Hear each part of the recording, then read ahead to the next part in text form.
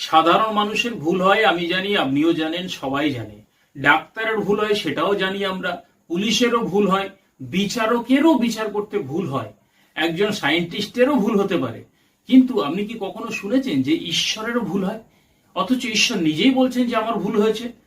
মানুষেরা তার ভুলের জন্য অনুশোচনা করে, মানুষেরা তার ভুলের জন্য অনুতাপ করে, কিন্তু ঈশ্বর তার নিজের ভুলের জন্য অনুশোচনা বা অনুতাপ করেন, এটা কি কখনো শুনেছেন? যে ঈশ্বরকে পৃথিবীর কোটি কোটি মানুষেরা শ্রদ্ধা করে, ভক্তি করে, আরাধনা করে, সেই ঈশ্বরেরও ভুল হয়েছে কিছু কিছু জায়গাতে। সেগুলি কি কখনো দেখেছেন, শুনেছেন? যদি আপনি খ্রিস্ট বিশ্বাসী হন, যদি আপনি বাইবেলকে অনুসরণ করে চলেন, তাহলে আপনি বাইবেল নিশ্চয় পড়েছেন। অনেক বছর ধরে মণ্ডলীতে যাচ্ছেন, চার্চে যাচ্ছেন, আরাধনা করছেন তাদের সঙ্গে একীভূত হয়ে। অথচ পৃথিবীর কোটি কোটি মানুষের যে ঈশ্বরকে কেন্দ্র করে তারা আরাধনা করছে, সেই ঈশ্বরের কিছু কিছু কাজে ভুল হয়েছে, সেই ঈশ্বর স্বয়ং নিজে বলেছেন। সেই বিষয়ে কি আপনি কখনো দেখেছেন বা খুঁজে পেয়েছেন? আজকে আমি আপনাকে কিছু কিছু সাহায্য করব যে আপনার শাস্ত্রেতেই সেই বিষয়ে লেখা রয়েছে। অথচ আমরা দেখুন, যে ঈশ্বরের ভুল হয় সেই ঈশ্বরকে আমরা এখনো প্রকৃতপক্ষে চিনতে পারি না। এবং যে ঈশ্বরের কখনো ভুল হয় না বা হতে পারে না, কখনো ঈশ্বরের ভুল হওয়া সম্ভব নয়, সেই ঈশ্বরকেও মানুষ আজকে চিনতে পারেনি, বুঝতে পারেনি। তাই বর্তমানে পৃথিবীর কোটি কোটি মানুষেরা সেই ভুল ঈশ্বরকে আরাধনা করে চলেছে, ভুল ঈশ্বরের কাছে তাদের নিজেদের জীবনকে অর্পণ করেছেন, তার সেবা করে চলেছেন।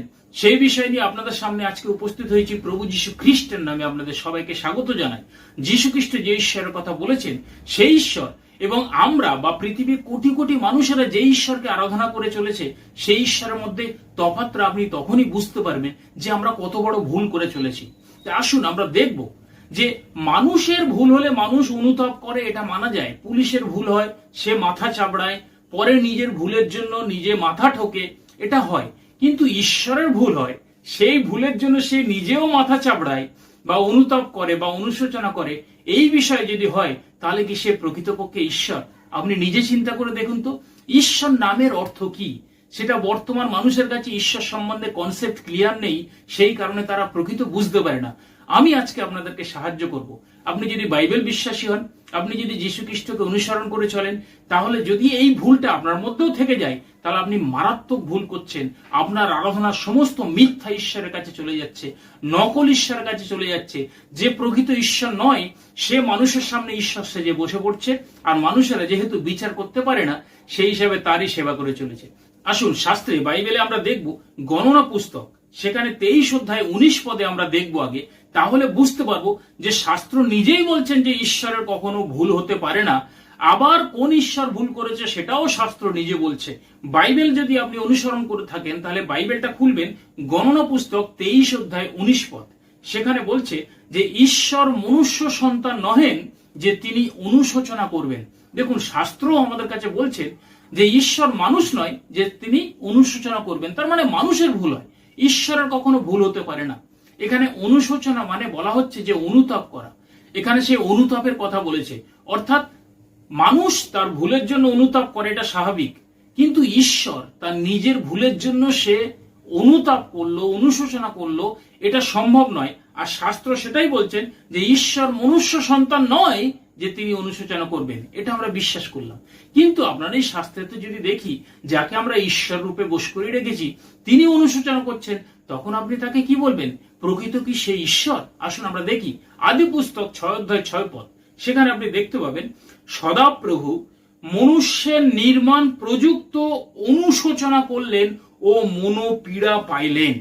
অর্থাৎ মানুষকে তিনি যে নির্মাণ করেছেন তার জন্য তিনি অনুশোচনা করলেন, অর্থাৎ অনুতাপ করলেন, হাই হুতাশ করলেন যে কেন আমি নির্মাণ করলাম, কেন আমি সৃষ্টি করলাম, কেন এদেরকে নিয়ে আসলাম পৃথিবীতে। তার জন্য তিনি অনুশোচনা করছেন, অনুতাপ করছেন। তাহলে এখানে একটা প্রশ্ন এসেই যায়, তাহলে মানুষ যে পৃথিবীতে এসে তিনি কি করবেন বা মানুষেরা কি করবেন, তার অবাধ্য হবে কিনা, সেই বিষয়ে কি তার অজানা ছিল? তাই তিনি আগে বুঝতে পারেনি। তাই যখন সৃষ্টি হলো, মানুষেরা এসে যখন তার অবাধ্য হয়ে নিজেদের মতো পথ চলতে আরম্ভ করলো, তাহলে তার কি এটা জানা ছিল না? সেই হিসাবে তিনি কি সেই কারণের জন্য অনুশোচনা করলেন এবং কপাল চাপড়ালেন যে তিনি মানুষকে নির্মাণ করে ভুল করে ফেলেছেন? কত বড় মস্ত বড় ভুল করে ফেলেছেন। এটা তিনি নিজে বলছেন যে মনুষ্যের নির্মাণ প্রযুক্ত তিনি অনুশোচনা করলেন। তাহলে ঈশ্বর তো অনুশোচনা করেন না, এখানে সদাপ্রভু অনুশোচনা করছেন মানুষের নির্মাণ প্রযুক্ত। এখন আপনি বলবেন যে ঈশ্বর মানুষের মতো সেই আবেগ প্রবণ, সেই কারণের জন্য তিনি অনুশোচনা করতেই পারেন। ঠিক আছে, আপনার কথাটা মেনেও নিলাম যে ঈশ্বর মানুষের দুঃখে দুঃখিত হন, কিন্তু এখানে যে হিসাবে লেখা রয়েছে যে মনুষ্যের নির্মাণ প্রযুক্ত অনুশোচনা করলেন, মনুষ্যের পাপ প্রযুক্ত নয়, নির্মাণ প্রযুক্ত, অর্থাৎ তিনি যে নির্মাণ করে যে ভুল করে ফেলেছেন সেই কারণের জন্য তিনি অনুশোচনা করলেন। তার মানে মানুষ বিপদে যাবে, কোথায় যাবে তিনি আগে থেকে জানতে পারলেন না, বা আগে থেকে তিনি জেনে উঠতে পারেনি। তাহলে কি করে আমরা বলতে পারি তাকে যে তিনি সর্বজ্ঞ ঈশ্বর? আমরা বলি ঈশ্বরের অনেক রকম ক্যারেক্টার রয়েছে, তার মধ্যে সর্বজ্ঞ, সর্বশক্তিমান, পবিত্র, অন্যান্য বিভিন্ন রকম রয়েছে। তাহলে তিনি কি সর্বজ্ঞ ছিলেন? নির্মাণের আগেই তো বোঝা উচিত ছিল যদি তিনি সর্বজ্ঞ থাকবেন যে মানুষ এরকম করবে। নির্মাণ করার আগে তিনি বুঝতে পারেননি, নির্মাণ করার পরে তিনি বুঝতে পারলেন, সেই কারণে তিনি অনুশোচনা করলেন। আরো আছে শাস্ত্রেতে, আসুন দেখি। প্রথম শমূয়েল তার 15 অধ্যায় 10 থেকে 11, সেখানে শাউলকে রাজা করেছেন বলে তিনি অনুশোচনা করছেন। এখানে সঠিকভাবে বলা হয় যে শমূয়েলের কাছেও সদাপ্রভু এসে অনুশোচনা করেছিলেন যে শাউলকে রাজা করে তিনি ভুল করে ফেলেছেন। তার মানে এখানে দেখা যায় যে মনুষ্যের নির্মাণ প্রযুক্ত যেমন তিনি অনুশোচনা করলেন নিজের ভুল, ঠিক একইভাবে মানুষেরা বিচারকদের আর চাইল না, তাই তারা দাবি করলো আমাদেরকে রাজা দাও, আমাদের একটা রাজা চাই। তা সেই কারণের জন্য শমূয়েলের কাছে তারা ব্যতিব্যস্ত হয়ে পড়েছিল। তাই শমূয়েল তাদের সে কথা অনুযায়ী এবং সে প্রার্থনা সহকারে সদাপ্রভুর সমস্ত সিস্টেম অনুযায়ী তাদের জন্য রাজা দাঁড় করালো কাকে? শাউলকে। সেই শাউলকে, অর্থাৎ বলা হয় যে ইসরায়েলের প্রথম রাজা হচ্ছে শাউল, সেই শাউলকে রাজা করলেন। তাহলে রাজা করার আগে সদাপ্রভু কি বুঝতে পারেনি যে শাউল এরকম একটা কাজ করবেন? সেই কারণে সদাপ্রভু নিজের অনুশোচনা হবে, সদাপ্রভু নিজে বলবে হায় রে আমার ভুল হয়ে গেছে। তাহলে কি তিনি আগে বুঝতে পারেননি যে সে এটা করবে? তাহলে তাকে আবার কি করে সর্বজ্ঞ বলি? একইভাবে দেখুন প্রথম শমূয়েল 15 অধ্যায়, যেমন আমরা 10 থেকে 11 পড়লাম, 35 পদে আবার লেখা রয়েছে একই কথা, যে শাউলকে রাজা করেছেন বলে তিনি আবার অনুশোচনা করলেন। অথচ আমরা প্রথমেই দেখেছিলাম যে গণনা পুস্তক সেখানে 23-19 যে ঈশ্বর মানুষ নয় যে তিনি অনুশোচনা করবেন। তাহলে যে সদাপ্রভু যে অনুশোচনা অনুতাপ করলেন নিজের ভুলের জন্য, তিনি অনুতাপ করলেন, অনুশোচনা করলেন, মনোপীড়া পাইলেন, মনে দুঃখ পেলেন যে আমি ভুল করে ফেলেছি, চরম ভুল হয়ে গেছে। তাহলে মানুষের সঙ্গে এখানে তফাৎটা তার কি রইল? এখানে দেখা যায় যে এই সদাপ্রভু ঈশ্বরকে পৃথিবীর সমস্ত মানুষ বা পৃথিবীর সমস্ত খ্রিস্ট বিশ্বাসী বা বাইবেল অনুসরণকারী তারা ঈশ্বর রূপে নিজেদের হৃদয়ে বোস করিয়ে রেখেছে। যিনি অনুশোচনা করেন, যার ভুল হয়, যার ভুলের জন্য সে নিজে অনুতাপ করেন, তাহলে তাকে কি ঈশ্বর বলা যায়? ঈশ্বর তো পূর্ণ, ঈশ্বরের মধ্যে অনেক কিছু রয়েছে যেগুলো অপূর্ণতা, সেরকম তো কিছু নেই। ঈশ্বর হচ্ছেন স্বয়ং সম্পূর্ণ, তাই ঈশ্বর কখনো ভুল করতে পারে না, ঈশ্বরের কখনো অন্যায় হয় না, ঈশ্বরের কখনো পাপ হয় না। ঈশ্বর কোনো কিছুর দ্বারা গ্রাসিত যেহেতু নয়, সেই কারণের জন্য ঈশ্বর সমস্ত কিছুর ঊর্ধ্বে। তাই সেই ঈশ্বরের কি করে ভুল হয়? তাকে সর্বজ্ঞ বলা হয়। আমরা তাকে সর্বজ্ঞ বলছি, অথচ দেখা যায় যে তার নিজের ভুলের জন্য সে নিজে অনুশোচনা করছে। তাহলে এই ঈশ্বর কি প্রকৃত ঈশ্বর? যীশু খ্রিস্ট কি এই ঈশ্বরের কথা বলেছে? আমরা নিজেরা বুঝতে পারি না, সেই কারণে এই ভুল ঈশ্বরগুলোকে আমাদের জীবনে বশ করিয়ে রেখেছি।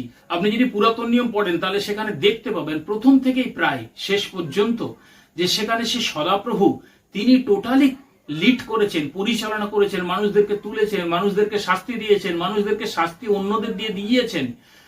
কেউ মসিকে হত্যা করতে গেছিল এবং দুধ পাঠিয়ে এত লক্ষ মানুষকে খুন করিয়েছিল।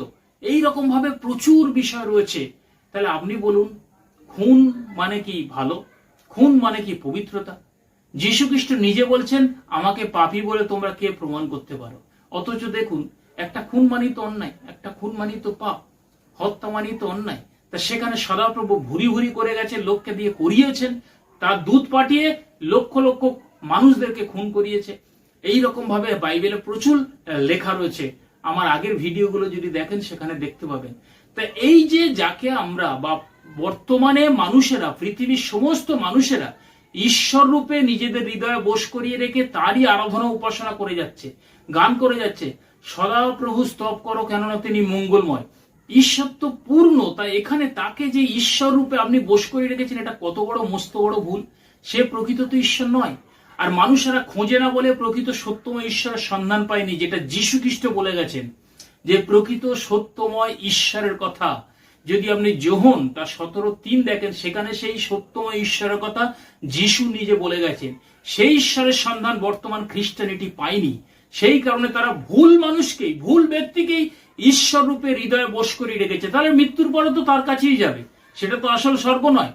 ভুল মানুষেরা কখনোই, ভুল ব্যক্তি কখনোই আসল স্বর্গে বসতে পারে না। যে ভুল করে সে কখনোই ঈশ্বর হতে পারে না। আপনি নিজে বলুন না, আমি বলবো কেন? একটা ছোট বাচ্চারা কনসেপ্ট রয়েছে, জগতের জ্ঞান আর আত্মিক জ্ঞান সম্পূর্ণ আলাদা। তাই জগতের জ্ঞানে যদি আপনি বিচার করতে যান সেটা পারবেন না। আপনার স্পিরিচুয়াল জ্ঞান দরকার রয়েছে, আত্মিক জ্ঞান দরকার রয়েছে, আমাদের প্রত্যেকেরই দরকার রয়েছে। তবে আমাদের বিচার বিশ্লেষণটা ঠিক হবে। তা নাহলে মানুষ যেমন ভুল করে ঈশ্বরও ভুল করে, সেটাই আমরা মেনে নিয়ে আমাদের হৃদয় বশ করে রেখে আমরা চলতে থাকছি। এটা প্রকৃতপক্ষে তো আমাদের আরাধনা তাহলে সেই ভুল ব্যক্তির কাছে যাচ্ছে। আর ভুল ব্যক্তির কাছে আরাধনা গেলে আমরা তো ভুল জায়গাতে যাব না। আপনি নিজেই বলুন না, যীশু খ্রিস্ট বলছেন এরা মুখে আমার ওষ্ঠাধরে আমার স্তব গান করে, গুণকীর্তন করে, কিন্তু এদের অন্তঃকরণ সম্পূর্ণ দূরে থাকে। আমরা মুখে হয়তো যীশু বলছি, মুখে হয়তো ঈশ্বর বলছি, কিন্তু আমাদের সেই দৃষ্টিটা সেই সদাপ্রভুতে, পুরাতন নিয়মের ঈশ্বরেতেই তো সীমাবদ্ধ। সেই কারণের জন্য সেখানেই তো আমাদের আটকে গেছে আমাদের আরাধনা। তাই সেখান থেকে যাবে না। সদাপ্রভু আসল ঈশ্বর নয়। যীশু খ্রিস্ট নিজে উল্লেখ করেছেন, আমার এই চ্যানেলের ভিডিওগুলো তো আপনি দেখবেন, সেখানে পরিষ্কার দেখতে পাবেন যে আমার পূর্বে যাহারা আসিয়াছিল তাহারা সকলেই চোরদস্যু। তাই সদাপ্রভু আসল ঈশ্বর নয়, আর পৃথিবীর কোটি কোটি মানুষেরা তার সেবা করে চলেছে।